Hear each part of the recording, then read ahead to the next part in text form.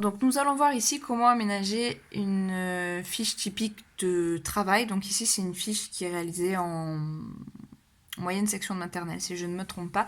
Donc vous voyez sur la fiche basique qui est donnée à tous les élèves, donc là il y a le prénom avec écrire le prénom à côté, la consigne qui est ici et donc les 3 types de modèles à réaliser.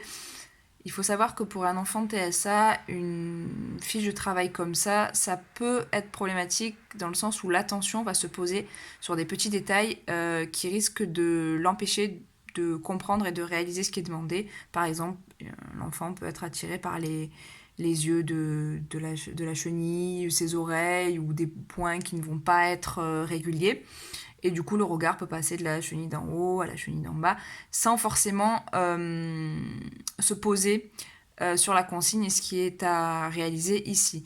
Donc là, vous voyez, c'est un petit peu ce que je vous disais. Je repasse les pointillés qui dessinent une chenille. C'est une consigne qui est relativement trop longue et l'enfant peut rester sur le dernier mot qu'il entend, à savoir chenille, et donc du coup regarder la chenille et pas se concentrer sur ce qui lui est demandé de base à réaliser.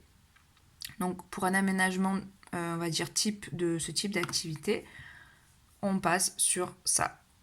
Donc avec ici le pictogramme de la consigne, comme je vous l'expliquais plus haut dans le PowerPoint, donc le dessin de ce qu'il y a à faire avec écrit je trace en dessous. Et en fait là j'ai isolé chaque type de chenille, et donc là je trace. Et vous pouvez commencer en faisant vous l'exemple de ce qu'il doit faire, donc le premier carré, et après à lui de faire la suite. Et du coup après vous pouvez mettre, vous pouvez faire pareil avec la plus grande chenille et la moyenne chenille.